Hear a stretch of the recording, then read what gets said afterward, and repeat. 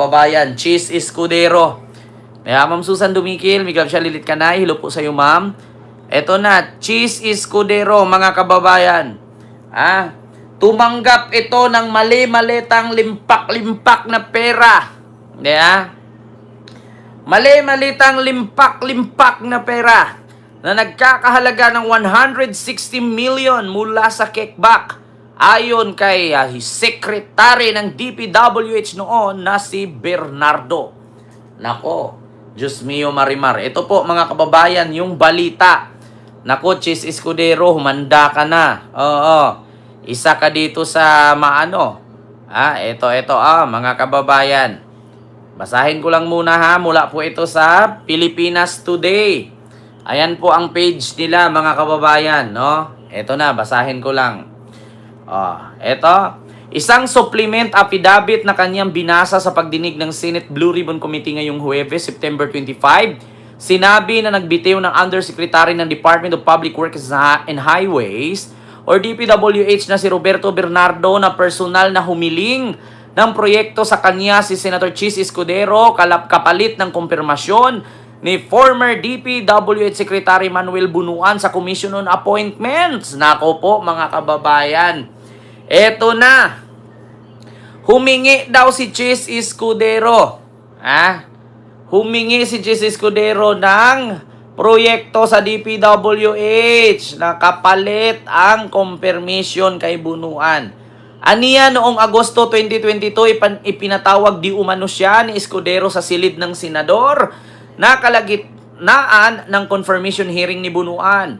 When I got there, he told me, hindi na ako bababa sa Commission on Appointments. Marami pa akong kulang na street light sa Sorsogon. Ano ba ang magagawa niyo para sa akin? Ayon kay Bernardo. Nako po, mga kababayan. Oo. Ani ni Bernardo mismong ang bayaw ni Cheese Escudero ang nagbigay sa kanya ng listahan ng mga proyekto kabilang ang street lights na hiling ng senador. Mula sa naturang proyekto, sinabi ni Bernardo na napartihan di umano si Cheese Escudero ng 160 million. Naku po, Diyos mio Marimar, tama sinabi ni Vice Ganda sa birthday wish ni Karen Davila. Nabigyan ito ng 160 million sa kanilang ibinigay noong first quarter ng 2025 at noong Hulyo. Muling nagkita silang ng senador kung saan sinabi ni Bernardo, Senator Cheese Escudero approached me, shook my hand, and said, thank you. Shook my hand. And then, thank you. Halaka. Eto na mga kababayan. Nilaglag na. Nilaglag na ni dating DPWH Secretary Bernardo. Halaka. Diyos mio Marimar. Tama sinabi ni Vice Ganda. Di ba? Carmelita. Hello po ma'am. And kay Ma'am Veronica Medina. Ito po. Bukod dyan mga kababayan sa binasa natin, may video din yan. Kung paano aminin. Ito, mga kababayan. Pakinggan ninyo. Ang same Lord Professional Cubes may ads lang. Reasonable back na. Pakinggan ninyo ha, mga kababayan, ang balita ng DZMM. Diyos mio, Marimar. Ma'am Christine, sino ba yung Michael Yang na yan? Layo-layo naman yan. Sige po, Yusek. Yes po, Mr. Chair.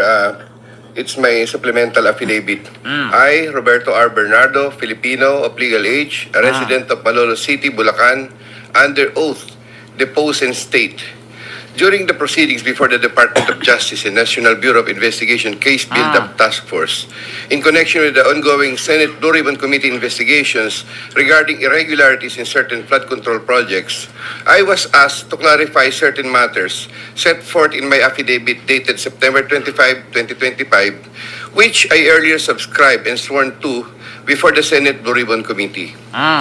Upon their clarification, I hereby confirm my willingness to satisfy and or secure the satisfaction of all civil obligations that I may be liable for under the premises. On paragraph 17 of my aforesaid affidavit, I mentioned that Maynard Ngu and I are close friends and that he was also a close friend and campaign contributor of Senator Cheese Escudero. Nako po. To add, while I was attending the confirmation hearing of Secretary Bunuan sometime in August 2022, I was summoned by Senator Cheese to his room. When I got there, he told me Hindi na ako bababa sa CA. Marami pa akong kulang na streetlight sa Sorsogon. Ano ba magagawa nyo para sa akin? I replied, kakausapin ko po si Sec Bunaan kung paano ang gagawin. Nako. I relate to Secretary Bunoan what Senator Cheese told me. Subsequently, I received from the brother-in-law of Senator Cheese Escudero a list of projects which included the aforesaid streetlights project. He asked me to confirm if that streetlights project was the one for Senator Cheese, which I did. Sometime in 2023, Maynard Ngu told me to go to Cork and meet Senator Cheese Escudero, which I did. I met with the latter in a private room in the said establishment. While we were drinking wine, he told me, alam ko naman ang galawan niyo dyan sa DPWH. Okay Ala. naman ako. Sabihin mo kay Sec magbaba sa akin. Hala. Also, the delivery of the 160 million for Senator Cheese referred to in paragraph 17 of my affidavit happened sometime in the first quarter of 2025. Hala ka. Around July 2025, Salamat po, Sir I Ronald had a chance Manong. encounter with Senator Cheese and Maynard Ngu at the Cork. Senator Cheese Escudero approached me, shook my hand, and said to me, thank you. Ayan, binasa ko yan kanina, ngayon sinabi din niya. So, ibig sabihin, yung aking sinabi, aking binasa, ay ang kanyang mga salaysay. So, yun po mga kababayan ang katotohanan. Kita nyo naman po, narinig nyo naman po, mismo, kay dating sekretary ng DPWH Bernardo, na si Chis Escudero, ay kumamkam ng 160 million pesos. Grabe Bukod dyan, sa 160 million, meron pang budget insertion. Grabe no, mga kababayan no? Nagtataka lang ako, bakit hindi pa kinukulong yung mga yan? Bakit yung mga witness ay kinukontempt? Samantalang sila, ilan ang pangalan? May Jinggoy Estrada, may Nancy Binay, merong Joel Villanueva, Chis Escudero, merong Saldico, merong Romualdez. Bakit hindi pa pinagko-contempt yung mga yan hanggat hindi matapos itong aligasyon laban sa kanila? Pakawala na lang dapat kapag napatunayang hindi sangkot. Kasi mga kababayan, as long as nasa labas yan, makakagalaw pa ang mga yan. Ipipress mo yung pera, sure ba kayo? Na ilang araw lang, baka na-withdraw na yan, puro cheque ang pera niyan. Oo, nailabas na yan. Nasa vault na nila yan. Diyos mio Marimar, sabi ko nga sa inyo mga kababayan, do you think yung mga magnanakaw na yan, hindi ba nila naisip yung consequences? Naiisip nila yan. Tapos ang laging sinasabi ng gobyerno, i-freeze yung asset, i-freeze yung account. Do you think lahat ng pera nasa bangko? Niwala kayo sa akin. Nasa mga sariling vault yan. Hindi nila binabangko yan. Bakit? Masisilip sila ng amlak dyan.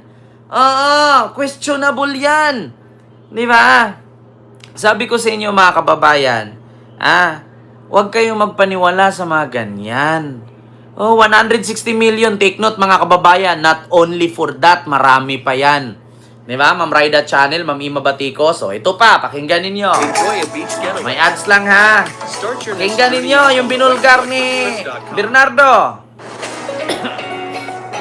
Ito pa Nancy Binay, Bong Revilla. Inirekomenda na ng NBI na kasuhan sina Senador Chis Escudero, Makati City Mayor Nancy Binay at iba pang opisyal na idinawit sa flood control scandal.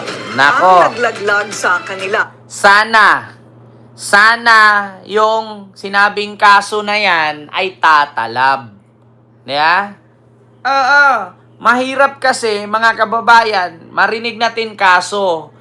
Para sa akin, yung sinabing kasuhan, walang saysayan. Kailangan pag sinabing kasuhan, kulong agad. Sangkot hindi dapat yan. Nako, sabihin niyo lockout order. Wala mangyari dyan. Si Harry Roque nga, ilang milyong lockout order. Nakapunta pa rin Netherlands. Tingnan nyo si Saldico. Ay, naku! Diyos ko, lumang tugtugin yan. lumang tugtugin yang mga ganyan. Di ba? Ma'am Ana Estrabon, Si Ma'am dating Ginger T. DPWH Undersecretary Roberto Bernardo, Ah. itinuturing na ring protected witness. Yan ang agenda report ni Joash Malimban.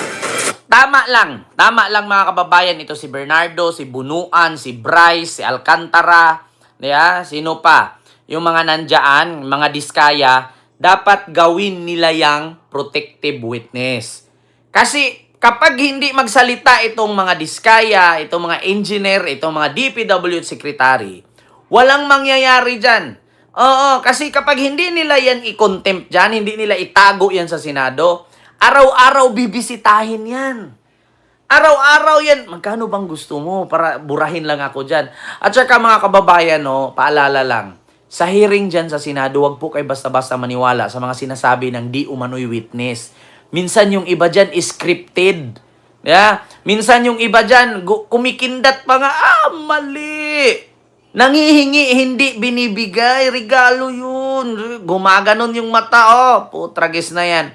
Sabi ko sa inyo mga kababayan, yung mga ginawa nilang witness dyan sa Senado, wag po kayong umasa may mangyari dyan. Doon kayo umasa sa ICI ni PBBM, yung Independent Commission for Investigation. No? Huwag kayong umasa dyan sa mga kindat-kindat. Oo, yung mga script-script. Nako. Yung mga tanim witness na yan, tigilan nyo yan. Continue.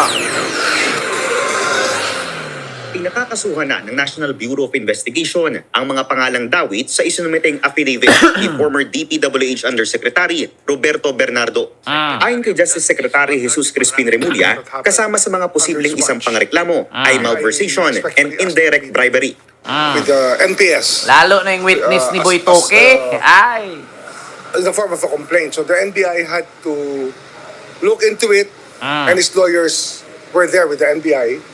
And then, ang conclusion, they had to draw up their affidavit, so the lawyers helped him prepare his supplemental affidavit.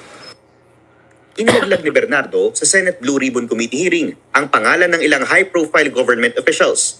Kabilang dyan, sina Congressman Zaldico, ang bilyonaryong si Maynard Ngu na bagman umano ni Senator Cheese Escudero, COA Commissioner Mario Lipana, Sino Deputy daw? Undersecretary o Live Government Officials. Kabilang dyan, sina Congressman Zaldico, Ah. ang bilyonaryong si Maynard Ngu na Si Maynard Ngo, siya po yung nag-donate kay Robin Padilla ng cellphones na nagkakahalaga ng 1 million. Noong kasagsagang tumakbong senador si Robin, si Maynard Ngo. Bagman daw yan ni umano ni Escudero. Senator Cheese Escudero. COA Commissioner Mario Lipana, Deputy Undersecretary Olivar at former Senators Bong Revilla at Nancy Binay. Nako. Ayon kay Secretary Remulla, considered protected witness na rin si Bernardo. Pero tulad ng BGC Boys at mga diskaya, nilinaw niya na hindi ibig sabihin nito na admitted na sila as state witness. Dalawang klaseng testigo yan. Yung witnesses who need protection is one of them, siyempre, no? They apply to the witness protection. But for them to become state witnesses is another matter. So in provisional means they're not yet state witnesses if there will be. Alam niyo mga kababayan, minsan dyan sa Senado, yung isang witness against kay Romualdez, yung isang witness sinalo si Romualdez. Ano ba talaga? Minsan yung isa inipit si Jinggoy. Yung isa naman sinalo si Jinggoy. Yung isa naman si Villanueva diniin. Yung isa naman sinalo si Villanueva. Ano ba talaga? 'Di ba? Ano ba talaga, mga kababayan? 'Di ba? Hindi niyo napansin? Ngayong hearing na tong araw na to, ang diniin si Jinggoy, si Joel. Tapos bukas, si Joel, si Jinggoy, safe ka na. Safe ka. Nagulat ako, bakit ganun? Di ba? Ma'am Carmelita, ibang usapin na po iyon. Wag na natin pag-usapan yung 1 million na dinonate ni Bernard Ngo. 1 million po halaga ng mga cellphone. Mga cellphone po, dinonate niya 1 million pesos ang halaga. Hindi po 1 million isang cellphone lang. Mga cellphone po yun binigay niya. Nagkakahalaga ng 1 million lahat. Sa panahon ng kasagsagang pangangampanya ni Robin Padilla, yun po yun. Ani SOJ Remulla, underway na ang evaluation ng mga isinumiting statements, affidavits at ebidensya ng mga personalidad na nais mapasama sa Witness Protection Program. Paglilinaw niya, hindi porke naglabas ng bombshell statements ay posible na agad ma-admit bilang state witness o mabiswelto sa kaso. Para sa agenda, Joash Malimban, Billionaire News Channel. Kita ninyo, mga kababayan? O, si Chis Escudero. Diyos mio Marimar. Alam nyo, mahirap yung ating, Senado. Hindi ko maintindihan. Yung side ni Soto, iba ang tirada. Yung side ni Marcoleta, iba ang tirada. Hindi ko alam nakakabuisit. I-abolish nyo na yung Senado. Walang mangyayari dyan. Katulad nito, mga kababayan,